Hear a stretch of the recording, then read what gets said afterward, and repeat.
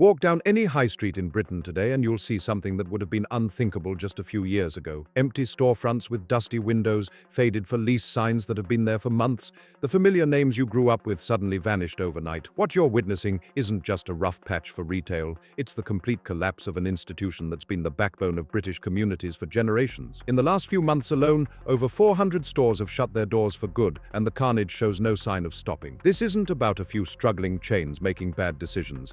This is about the systematic destruction of the British high street, and the forces behind it are far more sinister than you might think. If you want to stay ahead of the UK's rapidly changing economic landscape and understand what's really happening behind the headlines, make sure you hit that like button and subscribe to Economy Reporter. We're bringing you the financial news that actually matters, cutting through the noise to show you the real story. The numbers are staggering when you actually sit down and look at them. Between January and April of this year, 413 chain stores closed their doors permanently across the UK. That's not counting the independent shops, the family businesses that have been serving their communities for decades. We're talking about major retail brands that everyone thought were untouchable. The Centre for Retail Research released data showing that high street footfall has dropped by 37% compared to pre-pandemic levels, and it's not recovering, it's getting worse. Every single week brings news of another beloved brand entering administration or announcing mass closures. The rate of decline has actually accelerated in recent months, with more stores closing in the first quarter of this year than in the entire second half of last year. But here's what the official reports aren't telling you.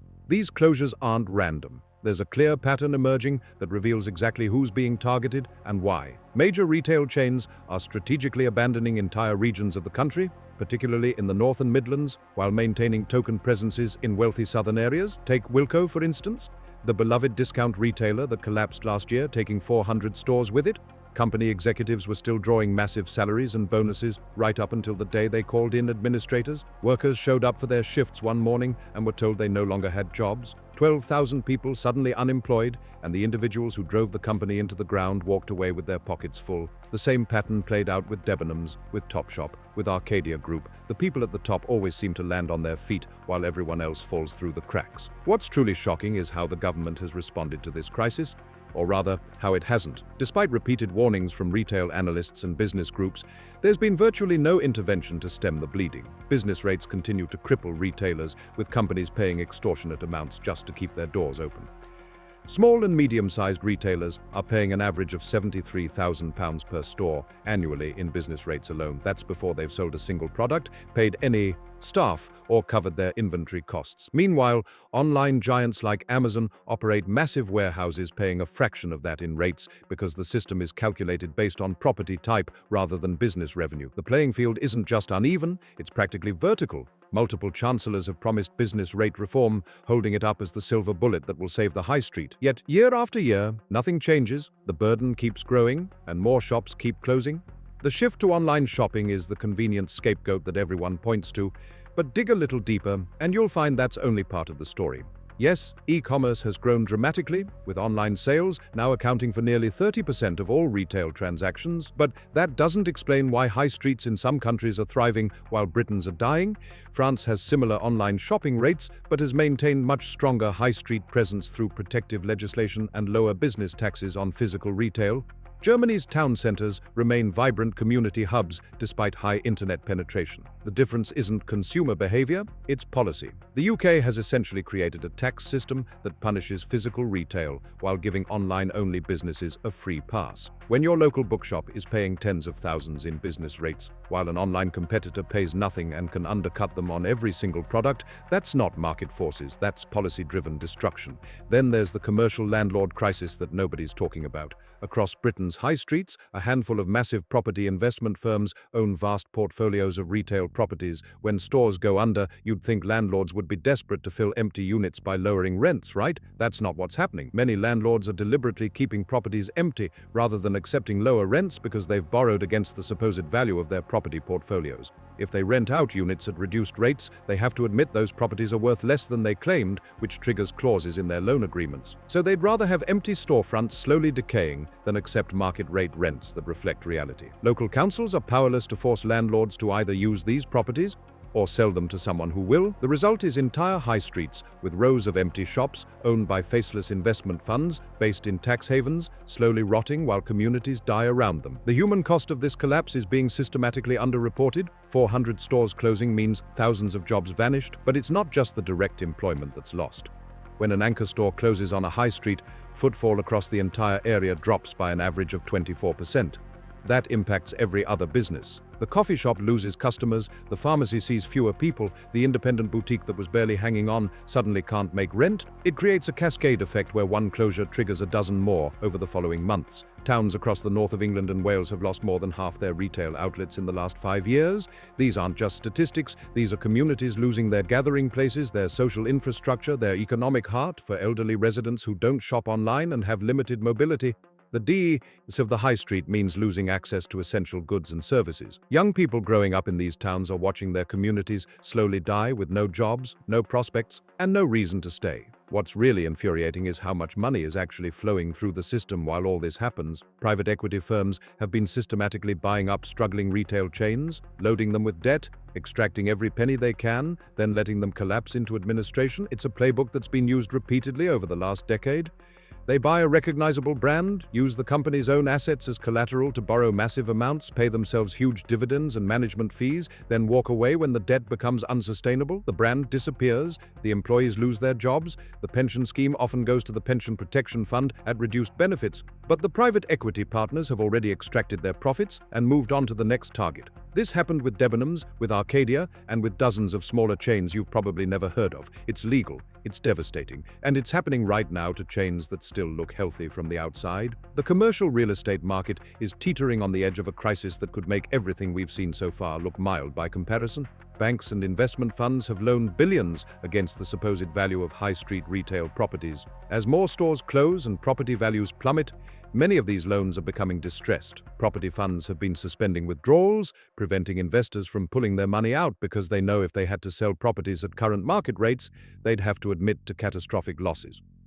Some analysts are predicting a commercial real estate crash that could trigger a broader financial crisis. The Bank of England has started making concerned noises about exposure in this sector, but hasn't taken concrete action. We're watching a slow-motion car crash, and the people who should be preventing it are just standing there with clipboards taking notes. Local councils are trapped in an impossible situation. They rely heavily on business rates from high street shops to fund essential services. As stores close, their revenue collapses, forcing them to cut services and raise council tax on residents. This makes areas less attractive, driving more people away, causing more businesses to close. It's a death spiral with no clear way out. Some councils have tried buying up empty retail properties themselves to redevelop them, but most are so strapped for cash they can't afford to intervene meaningfully. The councils that have successfully revitalized their town centers have usually done so by converting former retail spaces into mixed-use developments with housing, offices, and community spaces.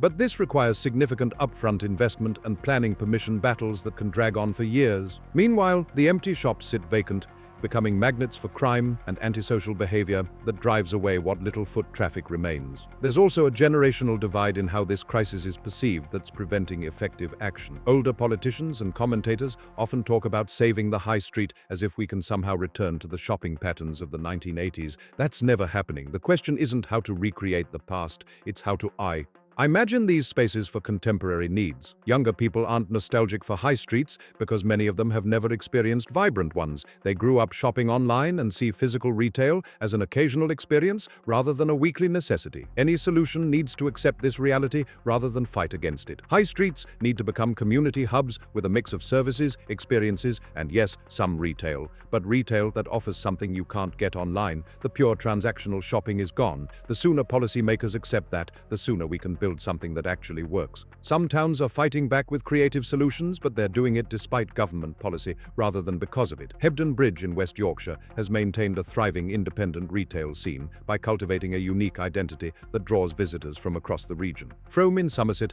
has become a model for community-led regeneration, with local initiatives supporting independent businesses and creating events that bring people into the town centre. Altrincham Market has transformed from a declining traditional market into a trendy food and craft destination that's revitalized the entire town center. What these success stories have in common is strong local leadership, community buy-in, and usually a healthy dose of luck in having the right geography and demographics. The problem is, these models don't scale easily. A picturesque market town in the south can reinvent itself as a destination for foodies and tourists. A former industrial town in the north with high unemployment and poor transport links can't just copy that approach and expect the same results.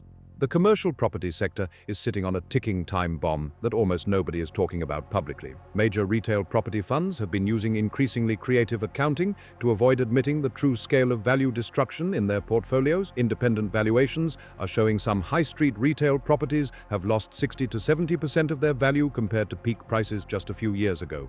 Fund managers are staggering the revaluations and using selective comparables to slow walk the write-downs because a sudden recognition of these losses would trigger financial contagion across the sector. Insurance companies, pension funds, and banks are all heavily exposed. When the dam finally breaks and these losses have to be recognized, we're looking at billions in destroyed wealth and potentially serious instability in financial institutions that millions of people depend on for their retirement savings. Retail workers are bearing the brunt of this crisis in ways that go beyond just losing jobs. Those who remain employed in struggling chains are facing deteriorating conditions. Hours cut to the bone, pension contributions slashed, training eliminated, staff levels reduced to the point where single workers are expected to manage entire shop floors alone. The mental health toll is severe, with retail workers reporting skyrocketing levels of stress and anxiety. Many are working for minimum wage with 0-hours contracts, never knowing from week to week how much they'll earn. When closures are announced, redundancy payments are often minimal, sometimes nothing at all if the company enters administration. These are people who've given years or even decades of service, suddenly cast aside with barely enough notice to start job hunting. And in many of the towns being hardest hit, there simply aren't alternative jobs to move into. The death of the high street is also killing something less tangible but equally important: social cohesion. High streets traditionally served as democratic public spaces where people from different backgrounds naturally mixed. You'd run into neighbors, have impromptu conversations, feel part of a community. As these spaces die, people retreat into private spaces and online bubbles. The elderly become isolated. Young mothers lose places to meet. Teenagers have nowhere to gather except corporate chain restaurants on retail parks. This atomization of community has profound effects on mental health, civic participation, and social trust. Study after study shows that areas with vibrant, walkable high streets have higher reported life satisfaction, better health outcomes, and stronger community bonds. We're not just losing shops, we're losing the places where community happens. The environmental impact of this shift is staggering and rarely discussed. The move from high street shopping to online ordering with individual home delivery is a carbon nightmare. A single shopping trip to town where you buy multiple items from different shops and walk between them is far more efficient than having those same items delivered separately to your door by different vans, making overlapping routes. The amount of packaging waste has exploded. The number of delivery vehicles clogging residential streets has skyrocketed.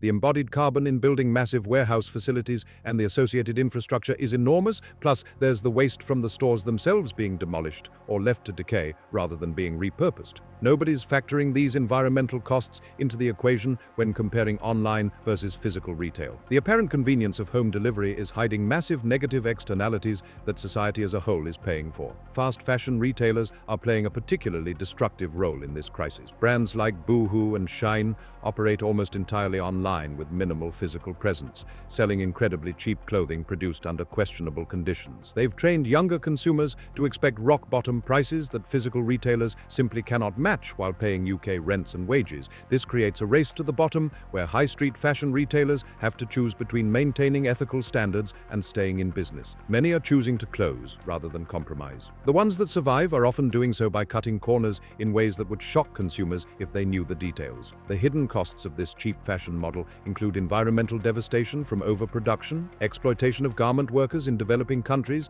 and the destruction of the UK's own textile and retail industry. But as long as consumers can get a dress for £5 delivered next day, there's little incentive for these companies to change their model. Planning policy has inadvertently accelerated high street decline through decades of short-sighted decisions. Local councils approved out-of-town retail parks and massive shopping centres that cannibalized high street trade. They allowed supermarkets to build enormous stores with free parking that made popping to town for groceries pointless. They permitted the conversion of town centre properties into betting shops and vape stores. because they were desperate for anyone to fill empty units, even though these uses don't generate foot traffic that benefits other businesses. The permitted development rights introduced by the government allow landlords to convert retail spaces into housing without full planning permission. While this can help address housing shortages, it also means the loss of retail spaces is often irreversible. Once a shop becomes flats, it's never coming back as retail. There's no strategic planning about which retail to preserve and which to convert. It's purely market-driven, which means the outcome is determined by whoever can extract the most value in the shortest time. The pandemic was the accelerant on a fire that was already burning, but it's being used as a convenient excuse to avoid addressing deeper structural problems. Yes, lockdowns hurt retailers badly. Yes, they pushed more shopping online, but the high street was in crisis long before anyone had heard of coronavirus. Business rates were already unsustainable. Landlords were already keeping properties empty. Online competition was already undercutting physical retail. The pandemic just revealed how fragile the whole system had become.